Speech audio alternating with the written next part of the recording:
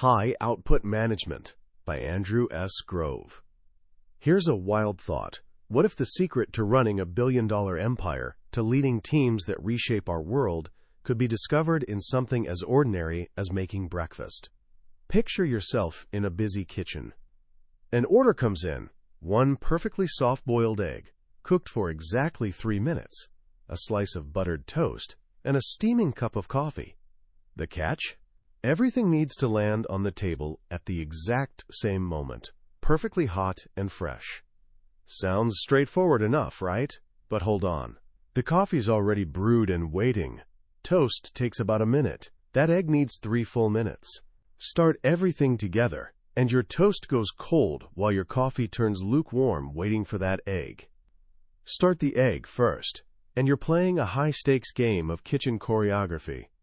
Oh, and what happens when the toaster's tied up, or you're suddenly out of eggs? Just like that, your simple breakfast transforms into an intricate ballet of timing, resources, and split-second decisions. This kitchen chaos isn't really about breakfast at all. It's actually a factory in miniature. And the brilliant mind who recognized this truth was a legend named Andrew S. Grove. His name might not ring a bell, but trust me, you're living in the world he helped create. Andy Grove escaped communist Hungary with practically nothing in his pockets. He mastered English, earned his PhD, and co-founded a little startup you've probably heard of, Intel.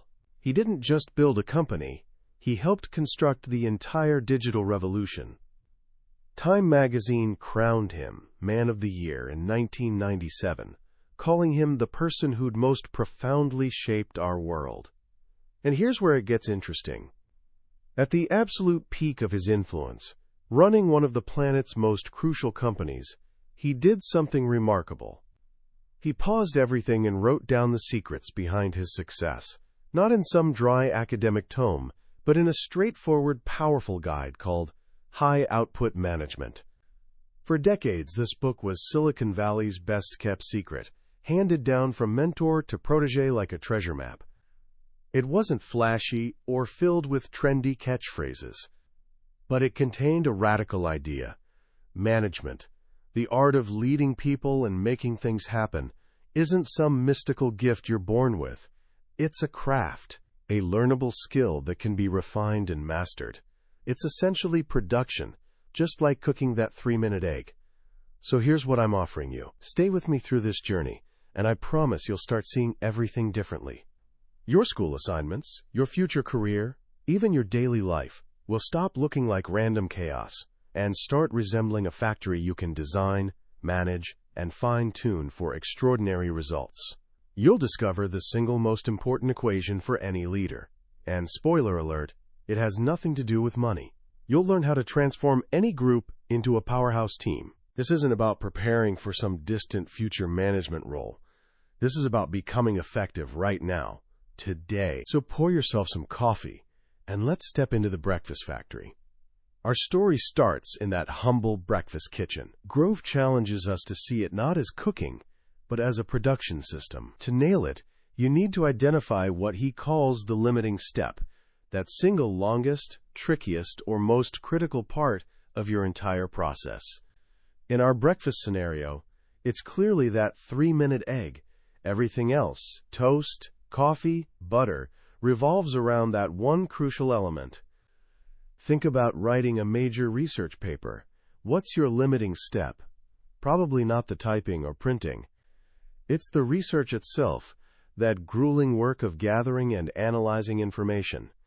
Everything else builds backward from that critical phase.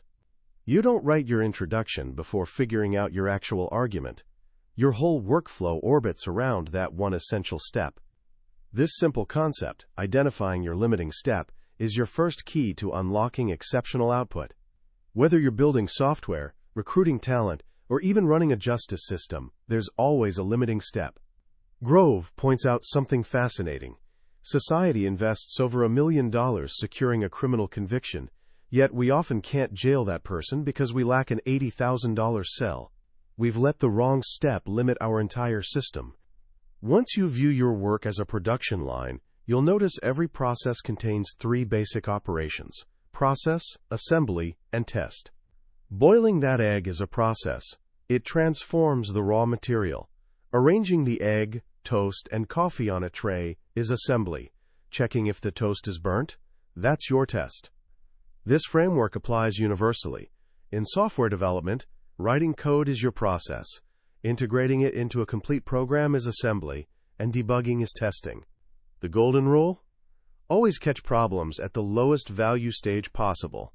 Finding a rotten egg before cooking it beats having a customer discover it on their plate. Spotting a code flaw in one line beats finding it after the entire program's assembled. This is Grove's vision, a world of systems, inputs, and outputs. He invites us to see any organization, team, or project as a black box. Raw materials and effort enter one side. Finished products emerge from the other. But watching only the final output means you're constantly reacting, discovering problems after they've already happened. True management mastery lies in learning to cut windows into that black box. How? Through indicators, measurements. These become your eyes and ears inside the factory. Running the breakfast kitchen means tracking more than just meals served. You need 5 crucial data points every morning. 1. What's today's sales forecast? How many breakfasts are we expecting? 2. What's our raw material inventory? Enough eggs on hand? 3. How's our equipment holding up? Is the toaster functioning? 4. What's our staffing situation? Anyone calling in sick? 5. And critically, what's our quality indicator? What feedback are customers giving us? These aren't just numbers. They're signposts directing your attention. But Grove warns us about a dangerous trap. Indicators wield enormous power, and whatever you measure, you'll instinctively try to improve. Measure only your team's sales calls, and they'll make tons of calls while selling nothing. Activity doesn't equal output. That's why he introduces paired indicators. Always measure both the effect and its counter-effect. Track sales calls made, but pair it with sales actually closed. Monitor inventory levels alongside shortage incidents. This pairing keeps you balanced, preventing you from overcorrecting in any single direction. This foundation, seeing the world as a factory with production lines, limiting steps, and guiding indicators, is just the beginning. Grove's real genius emerges when he applies this rigorous factory logic to the messiest, most unpredictable, most vital part of any organization: people. Which brings us to the single most important sentence in this entire book, the beating heart of high-output management. A manager's output is the output of the organizational units under his or her supervision or influence. Let that marinate for a moment. It doesn't say a manager's output is their reports, meetings attended, or decisions made. Those are merely activities. A manager can execute their own work flawlessly, but if their team produces nothing, their output is zero. Consider a football coach. They never run the ball or throw a single pass, but their output is measured entirely by their team's performance on the field. They win or lose based purely on what their team achieves. Business, government, education, it's all a team sport, and winning requires a team effort. So if your output equals your team's output, your entire role transforms.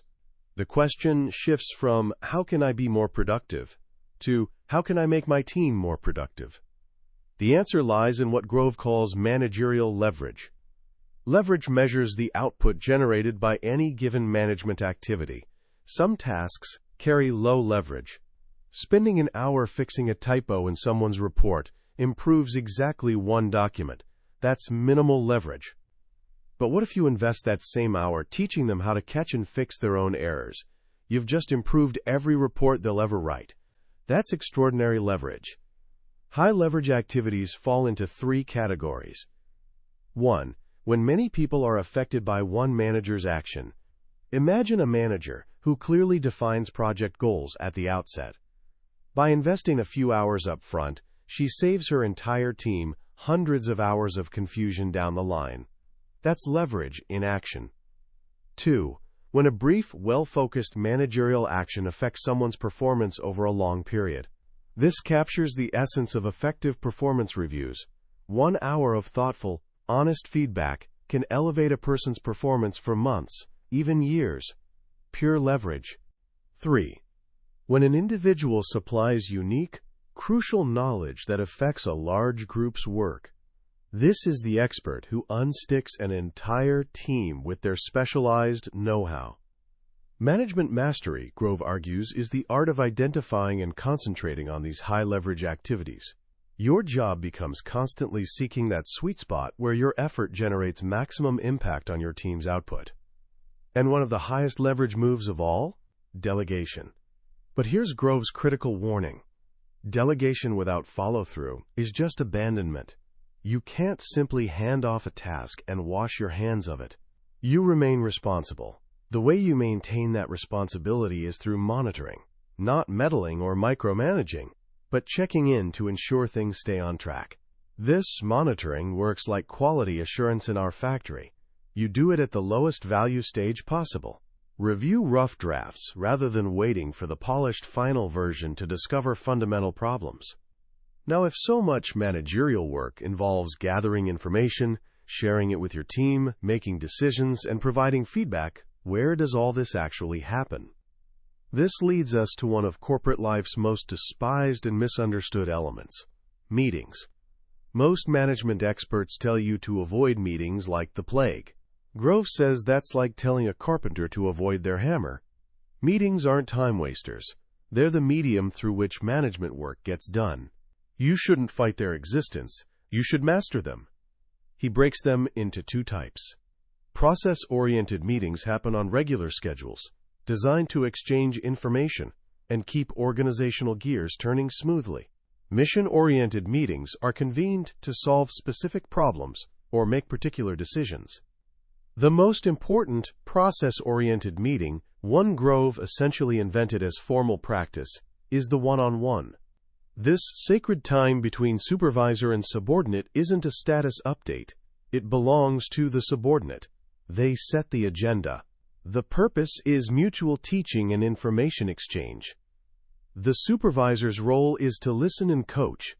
Grove's principle here is beautifully simple, yet profound. Ask one more question.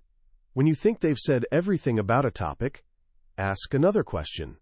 Keep gently probing until you both feel you've reached the heart of the matter.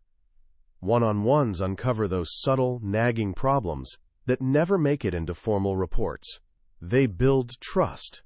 They're the absolute foundation for effective delegation.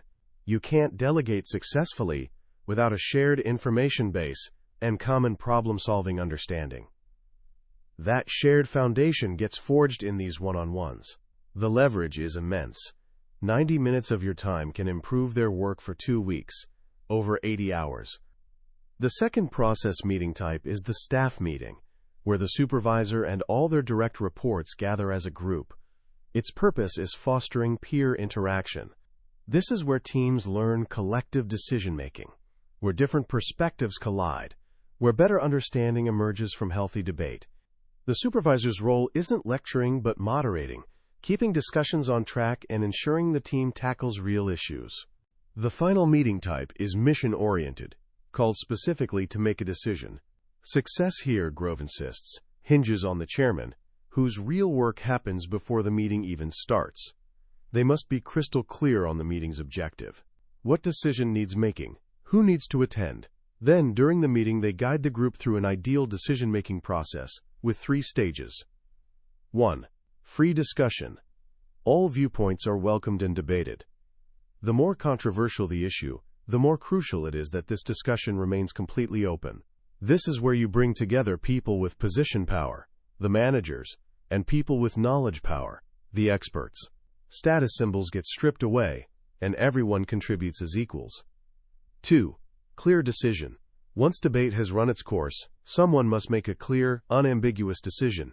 The temptation is getting fuzzy here, avoiding hurt feelings. Grove says that's a mistake. A postponed argument isn't an avoided argument. 3. Full support.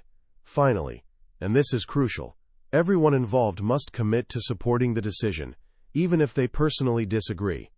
Organizations don't survive by universal agreement on everything. They thrive when members commit to unified action. This process often gets sabotaged by what Grove calls peer group syndrome. When equals gather without clear leadership, they talk in circles, afraid to stick their necks out until consensus magically appears. Someone needs to step up, either the person with most at stake or a senior figure, to break the deadlock and guide the group toward a clear decision. We've designed our factory, learned to use our management tools, but now we reach the engine room, the people themselves, the players on the team. Here, Grove offers another brilliantly simple diagnostic. When someone isn't doing their job, only two possible reasons exist. Either they can't do it, or they won't do it. They're either incapable or unmotivated. To figure out which, Grove proposes a simple mental test. If their life depended on doing the work, could they do it? If yes, they're unmotivated. If no, they're incapable. If my life depended on running a 6-minute mile, I probably could. I'm capable, just unmotivated. But if my life depended on performing a violin concerto, I'd fail. I'm simply not capable. This straightforward distinction gives managers two primary tools for improving individual performance.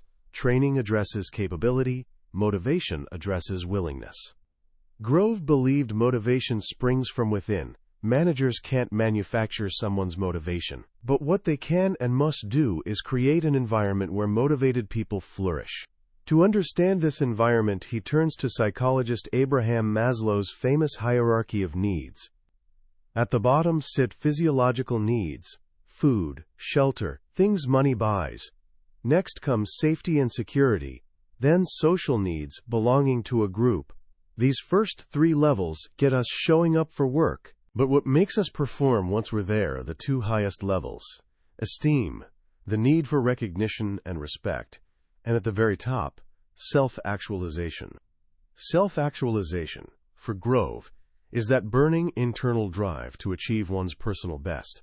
It's the engine of peak performance. It's the virtuoso violinist practicing endlessly, not for applause, but to edge a little closer to perfection. It's the marathon runner pushing through exhaustion, not for money, but to beat the clock, to go a bit further, a bit faster than before. This is the sports analogy. Why do athletes push themselves to such incredible heights? They're competing against opponents, against the clock, against their own previous records. They have clear goals, and, crucially, they receive immediate, task-relevant feedback on their performance. The manager's job is being a coach, and a coach's job is transforming the workplace into a playing field. This means creating a racetrack for your team. You establish clear rules, and, most importantly, you create ways for them to measure themselves. When people can clearly see their own performance and watch it improve, they start competing with their personal best. That's when the limitless energy of self-actualization ignites. But how does a coach extract the best from each individual player? A one-size-fits-all coaching style fails spectacularly. Rookies need different approaches than seasoned veterans. This brings us to the master key of individual management, task-relevant maturity, or TRM. This isn't about age or general intelligence. It's their experience, confidence, and readiness to handle responsibility for a specific task. Someone can have high TRM in one area and rock-bottom TRM in another. The optimal management style changes dramatically depending on someone's TRM. When TRM is low, they're new to the task. The most effective style is highly structured. Tell them what to do, when to do it, how to do it. Clear, precise, directive. Think about teaching a child to ride a bike for the first time. You hold the seat, you give constant instructions. When TRM is medium, they're getting the hang of it. The style shifts toward communication, coaching, and support. You focus less on the how and more on two-way conversation, encouragement, and mutual reasoning. You're no longer gripping the bike, but you're running alongside, ready to help. When TRM is high, they're experts. Your involvement should be minimal. Agree on objectives, then step aside. Your role becomes monitoring to ensure things stay on track. The child now rides independently, and you just watch from a distance to ensure safety. Your goal as a manager is raising people's TRM as quickly as possible. Why? Because the higher their TRM, the less of your time they require, the more you can delegate, and the higher your leverage becomes. This is how you scale. The most powerful tool for raising TRM and providing motivation-fueling feedback is the performance review. Grove sees this as the single most important form of task-relevant feedback you can provide. It's one of your highest leverage activities, but most managers botch it completely. We're culturally wired to avoid confrontation. The review devolves into a vague, uncomfortable ritual. To do it right, Grove offers 3 simple rules, the 3 L's. 1. Level. Be completely, brutally honest. The entire system's credibility depends on your frankness. This applies equally to praise and criticism. 2. Listen. This isn't just letting them talk. It's using all your senses to ensure your message is actually landing. Are they understanding you, or just waiting for their turn to speak? Watch their body language. Ask questions. Don't stop until you're certain the thought in your brain has successfully transferred to theirs. 3. Leave yourself out. The review is about them, not you. Your insecurities, your guilt, your desire to be liked, all of it must be set aside. It's their day in court. Finally, Grove expands his lens one last time. We've progressed from breakfast to factory to manager to team players. But what happens when the team becomes a network of teams? What happens when the breakfast factory goes national? You're now running a vast network. Some functions, like equipment purchasing, should be centralized for economies of scale. Others, like hiring local staff or placing local ads, should be decentralized, left to franchise managers who know their communities. This creates natural tension. The desire for local responsiveness pushes toward decentralization, a mission-oriented structure. The desire for efficiency and leverage pushes toward centralization, a functional structure. The result, Grove says, is inevitable. He proposes Grove's law. All large organizations with a common business purpose end up in a hybrid organizational form. You see it everywhere. Armies have mission-oriented fighting units, but also functional groups for supply, intelligence, and payroll serving all units. Universities have mission-oriented departments, math, English, history, and functional administration for HR, security, and libraries. This hybrid world is messy and ambiguous. To make it work, you need systems where people report to multiple bosses. A factory controller, for example, reports to the factory manager for daily missions, but also to the corporate director of finance for professional standards and methods. This is dual reporting, the mechanism allowing hybrid organizations to function. It requires strong corporate culture, shared values, and high trust. It's neither clean nor simple, but it's the best way to organize a business. It's both the price and the reward of building something that scales. From a single egg to a global corporation, the principles remain constant. Define your output, find your limiting step, use leverage, coach your team, and never, ever forget that your success gets measured not by what you do, but by what your team achieves. That's the timeless wisdom of high-output management. When you step back and survey the world Andy Grove built, it's tempting to get lost in the technology, the microprocessors, Silicon Valley's incredible complexity. But high-output management's real legacy is its profound humanity. It's a book that takes the seemingly cold, impersonal world of business and reminds us that fundamentally, it's all about people. The most powerful lesson for me is the perspective shift it demands. Traditionally, management was seen as a status position. You were the boss, you made the calls. Your job was being important.